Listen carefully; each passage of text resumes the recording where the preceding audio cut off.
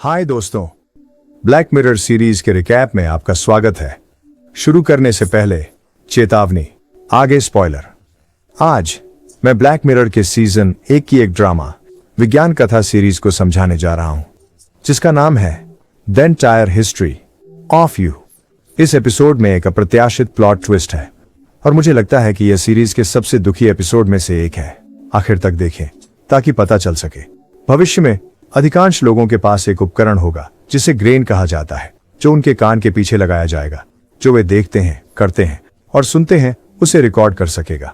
इस उपकरण का मुख्य कार्य रीडो है, जो यादों को उपयोगकर्ता की आंखों के सामने या स्क्रीन पर फिर से चलाने की अनुमति देता है। फिल्म की शुरुआत एक युवा वकील लियाम फॉक्सवेल के साथ होती है, जो एक लॉ फर्म में अपने काम का मूल्यांकन ले रहे हैं। कई बातचीत के बाद नियोक्ता उनसे अगले हफ्ते एक व्यापक पुनः स्मरण करने की मांग करते हैं।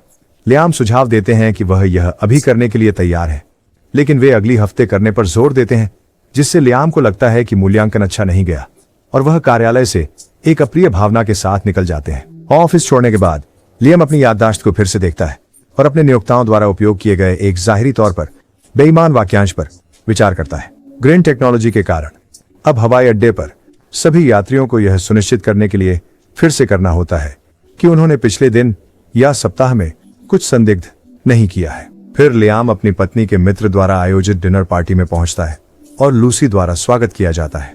जैसे ही वह प्रवेश करता है, वह देखता है कि उसकी पत्नी फियोन एक आदमी से बात कर रही है जिसे वह याद नहीं करता, जिसे बाद में वह जोनास के रूप में परिचय कराती है। जेफ, जो भर्ती के काम में निकला, लियाम से उसके मूल्यांकन के बारे में पूछता है और सुझाव देता है कि इसे एक बड़े स्क्रीन पर पुनः दोहराया जाए ताकि वे इस पर अपनी राय दे सकें।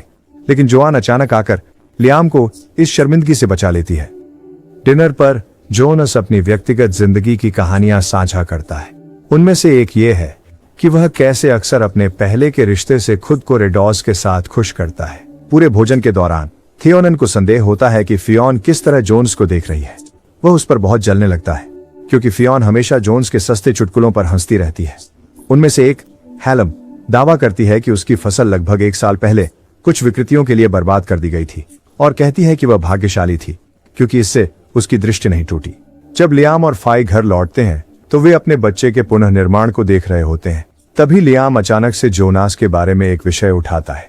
फिर उसे पता चलता है कि फाई का कई साल पहले जोनास के साथ संबंध था, जिसके बारे में उसने लियाम को पहले बताया था, लेकिन कम करके बताया था।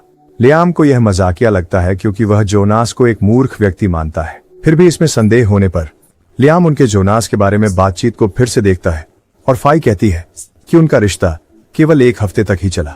एक दूसरे से बहस करने के बाद फाई अंततः स्वीकार करती है कि उनका रिश्ता 6 महीने तक चला। नियंत्रण खोकर लियाम उसे मधुमक्खी के रूप में अपमानित करता है और फाई बहुत नाराज हो जाती है।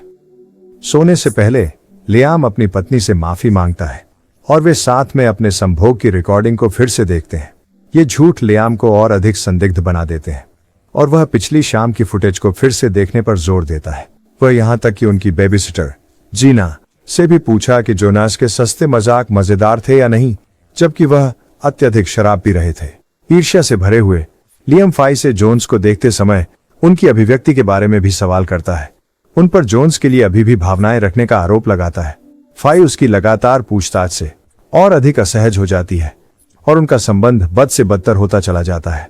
इसके बाद फाई चली जाती है और लियाम अपनी पीने की आदत जारी रखता है। कुछ क्षणों बाद लियाम शराब के नशे में जोनास के घर की ओर एक्सप्लेनेशन मांगने जाता है। वहां पहुंचकर वह जोनास के घर में घुस जाता है और बकवास करने लगता है। वह जोनास की गर्लफ्रेंड के सामने उसे अपमानित भी करता है। युगल विनम्रतापूर्वक लियाम से जाने के लिए कहते हैं, लेकिन इसके बजाय वह जोनास पर हमला करता है और उसे टीवी स्क्रीन पर सारी रिकॉर्डिंग दिखाने के लिए मजबूर करता है। वह यह भी धमकी देता है कि अगर जोनास फाई के सारे फुटेज डिलीट नहीं करता तो वह उसकी गर्दन काट देगा और अनाज निकाल देगा। जोनास सहमत होता है और लियाम कार चलाते हुए एक पेड़ से टकरा जाता है। फिर लियाम घर जाता है और फाई को सामना करता है, जो अभी तक सो रही है। लियाम अपनी पत्नी से यह पूछता है कि क्या वह और जोनास कंडोम का उपयोग कर रहे थे जब वे यौन संबंध बना रहे थे, और पूछता है कि क्या बच्चा उनकी बेटी है। लियाम यह भी बताता है कि उसे उनके शयन कक्ष में लटकी तस्वीर से नफरत है, जिससे फाई भ्रमित हो जाती है। ध्यान दें कि एक फाइल थी जो साबित करती थी कि जोनास और फाई ने 18 महीने पहले अपने बेडरूम में शारीरिक संबंध बनाए थे, जिस समय उनकी बेटी गर्भधारण की गई थी। फिर फाई स्वीकार करती है कि उसने लियाम को धोखा दिया। कहती है कि यह तब हुआ जब लियाम 5 दिन के लिए अपने घर से बाहर चला गया था।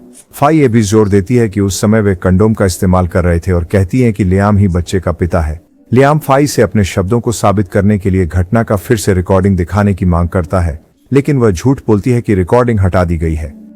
लियाम धोखा नहीं खाता और फी को स्क्रीन पर रिकॉर्डिंग दिखाने के लिए मजबूर करता है। फाई मान जाती है। वीडियो से स्पष्ट रूप से लगता है कि वे मजे कर रहे थे, लेकिन कंडोम का उपयोग नहीं कर रहे थे।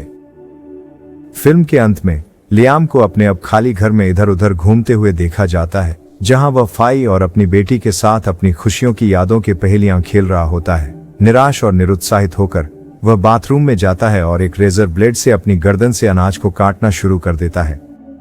क्या आपको लगता है कि यह ब्लैक मिरर सीरीज के अन्य एपिसोड्स की तुलना में सबसे ज्यादा दुखद एपिसोड है? नीचे टिप्पणी अनुभाग में अपने विचार साझा करें।